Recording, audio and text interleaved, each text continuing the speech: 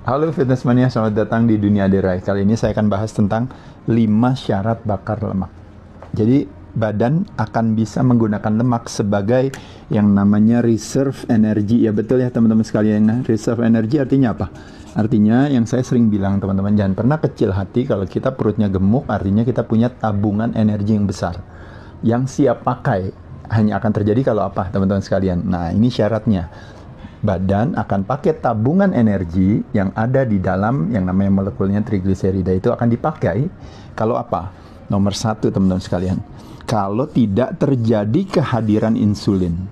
Kenapa tidak terjadi kehadiran insulin? Maka badan akan pakai lemak sebagai sumber tenaga. Karena insulin ini adalah teman-teman, boleh dibilang dia transporter yang nanti akan membawa kebanyakan daripada yang kita makan. Biasanya dari karbohidrat, protein, lemak paling banyak adalah karbo akhirnya disimpan di dalam sel lemak. Siapa yang bawa karbo ke dalam sel lemak? Yaitu adalah si insulin teman-teman sekalian. Cara kerjanya bagaimana? Cara kerjanya nih contohnya yang paling gampang ya Des ya. Kita bikin nih biar Desi ngerti juga nih. Desi hobinya makan roti atau makan mie atau makan kerupuk. Nah betul ya. Berarti kalau kita makan ini masukin ke dalam mulut kita, dirubah menjadi gula. Gula masuk ke dalam darah, glukos. Gula darah kita naik apa turun Des? Naik. Naiknya berarti teman-teman tahu ketika gula darah kita naik, teman-teman lihat di sini. Di sini ada baseline gula darah kita, misalnya 90 sampai 100 mg per desiliter darah. Begitu kita makan, otomatis dia naik gak ke atas? Iya. Naik kan? Nah begitu naik ke atas, otomatis pertanyaannya, badannya tahu gak bahaya gak kalau gula darahnya terlalu naik? Bahaya buat apa? Buat sistem syaraf. Makanya kenapa dia harus diturunin lagi. Betul ya? Iya. Untuk mengembalikan lagi ke baseline-nya sini ya, betul ya? Iya. Nah waktu menurunkan ini, siapa yang menurunkan gula darah kita ini? Yaitu adalah si insulin. Nah jadi teman-teman sekalian lihat, pankreas kita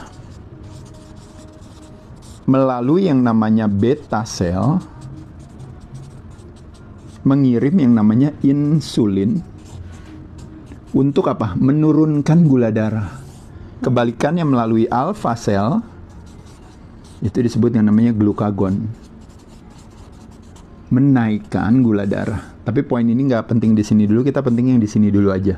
Insulin ngambil kelebihannya untuk diturunkan lagi kan gula darahnya. Pertanyaannya, yang diambil oleh insulin, gulanya itu disimpan di mana?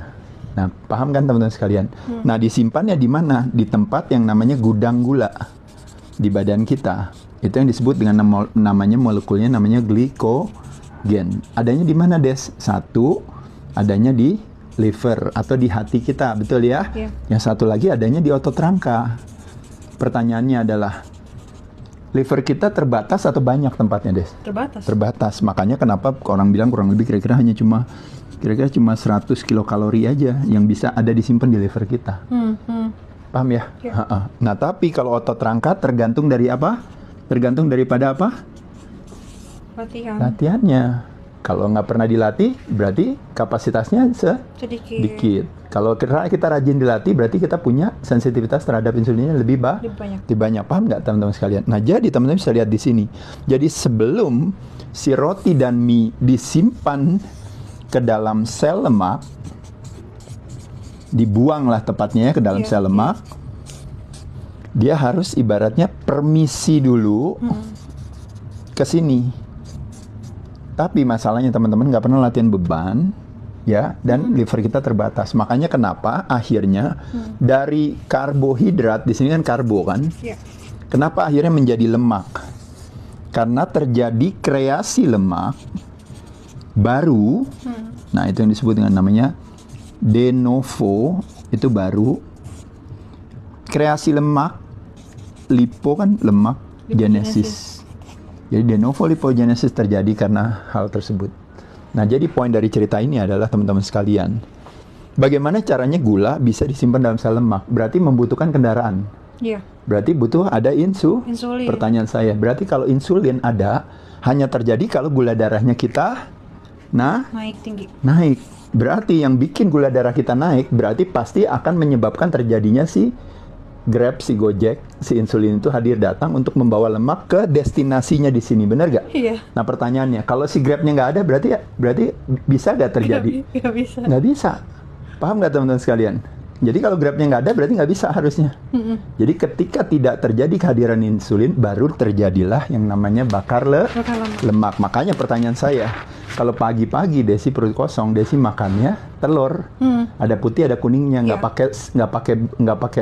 pakai nasi, nggak pakai apalagi, Bubur nggak ayam. pakai bubur ayamnya, nggak pakai rotinya, cuma makan telurnya aja. Pertanyaan saya, mengundang insulin nggak untuk datang? Enggak lah. Enggak kan? Enggak. Tapi kan telur kan ada lemaknya kan, kuningnya. Tapi kan dia Pas dimakan, tapi kenapa tidak jadi lemak? Karena tidak terjadi kehadiran insulin. Jadi poin dari nomor 1 adalah bakar lemak syarat pertama harus tidak terjadi kehadiran insulin. Paham ya? Ya. Oke, masuk ke babak kedua.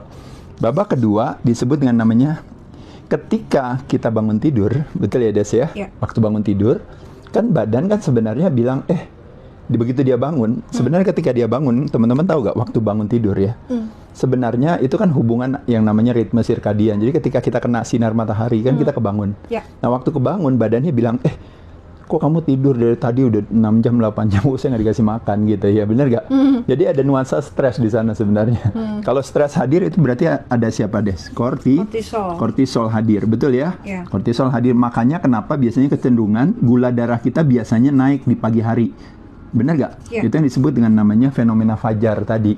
Jadi yang disebut namanya dawn phenomenon itu kalau teman-teman tahu, pagi biasanya memang cenderung ini karena memang kortisol kita hadir. Ya. Nah kedua, karena dia nggak dikasih makan sepanjang dia itu berarti dia minta makan dong.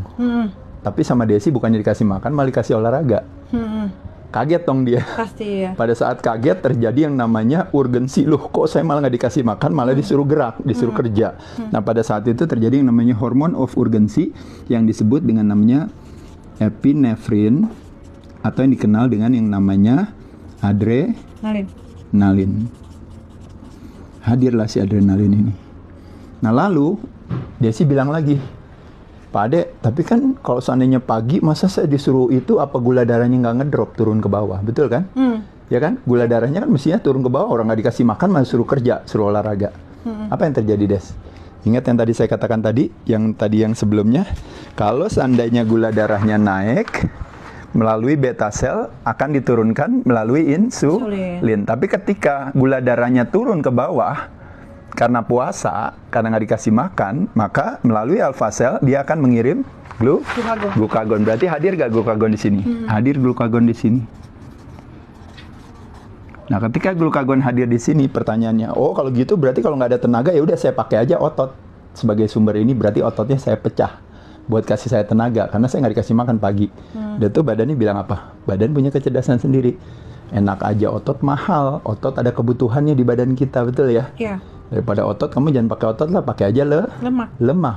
Nah, gimana caranya pakai lemak sebagai sumber tenaga? Nah, ini syarat kedua. Bakar lemak terjadi pada saat dimana terjadi kehadiran yang namanya produksi human growth hormone, hormon pertumbuhan secara alami dari dalam. Endo bukannya exo, bukan dari luar, tapi dari dalam. Untuk apa? Untuk men-spare, untuk jagain otot supaya tidak dipakai. Yang dipakai adalah siapa? Lemak. Makanya fat burning terjadi salah satunya pada saat ada persyaratan di mana HGH hadir. Karena HGH hadir untuk mempertahankan is a sparing muscle hormone, hormon yang men-spare keberadaan si otot. Itu juga akhirnya menjadi ternyata kalau production HGH hadir berarti kita bakar lemak ya. Ingat sekali lagi di sini. Teman-teman kita lihat di sini. Ada kortisol, betul ya Des? Betul. Ada adrenalin, betul ya? Iya. Ada glukagon, betul ya. Terus ada HGH hadir di sini. Ini semua yang disebut dengan satu grup disebut namanya katekolamin.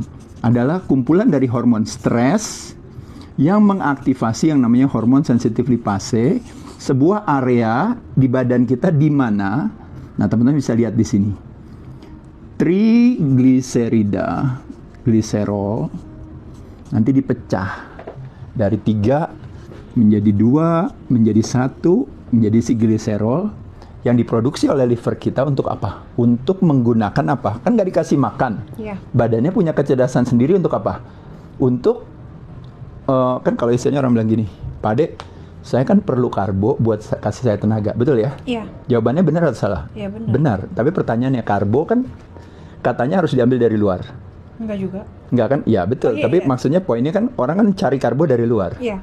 Tapi ternyata kita bisa cari karbo dari dalam. Dengan apa? Dengan menciptakan kehadiran si hormon stres ini berkumpul semua, maka dia akan pakai apa?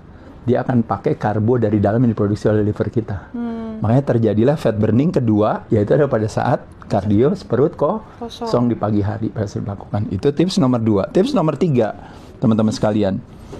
Kalau di sore hari atau kapanpun juga, kelar latihan beban. Latihan beban adalah aktivitas yang membakar gula paling efektif dalam waktu yang paling singkat. Bener gak, Des? Ya.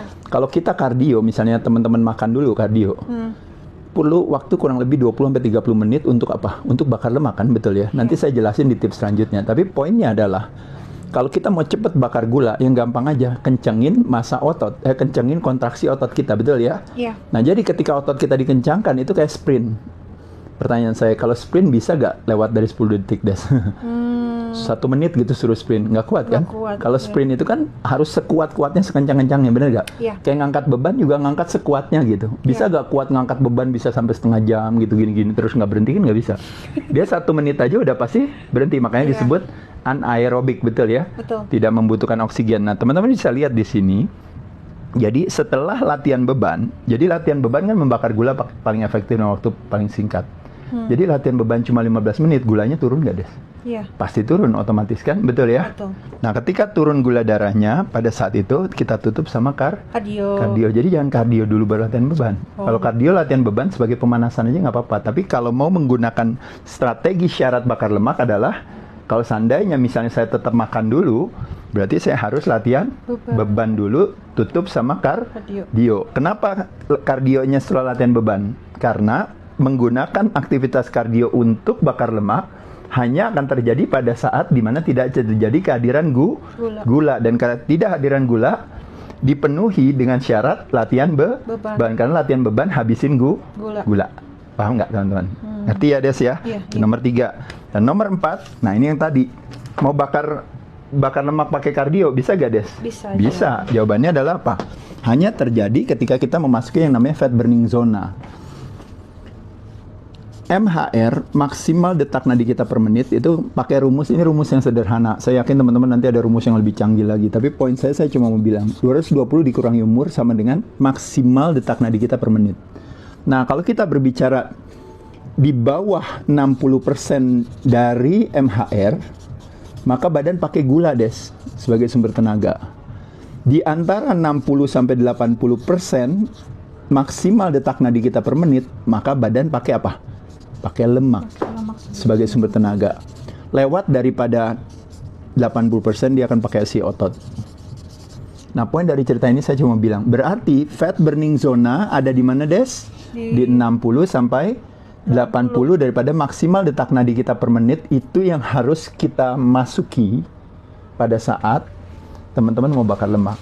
Jawabannya ada di mana? Jawabannya ada di pada saat fasted cardio langsung masuk gak ke sini? Langsung masuk. Pada saat habis latihan beban langsung masuk gak ke sini?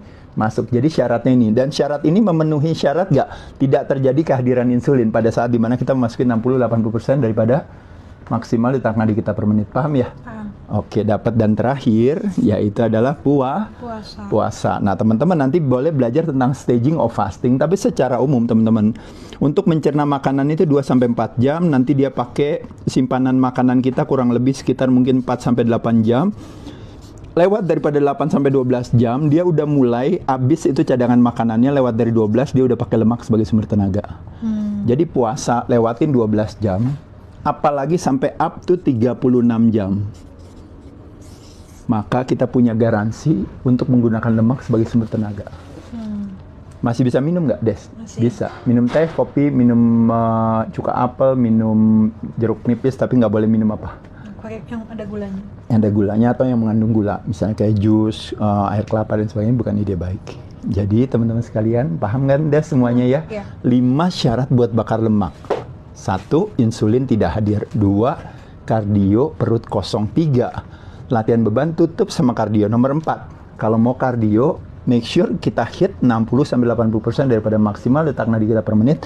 Dan yang terakhir, puasa. Salah satu strategi bakar lemak, salah satu yang extended prolong fasting, namanya puasa di 36 jam itu udah pasti guarantee, udah pasti bakar lemak. Tapi di antara 12 sampai 36, teman-teman di situ juga sudah badan dipakai lemak sebagai sumber tenaga. Selamat mencoba, dadah.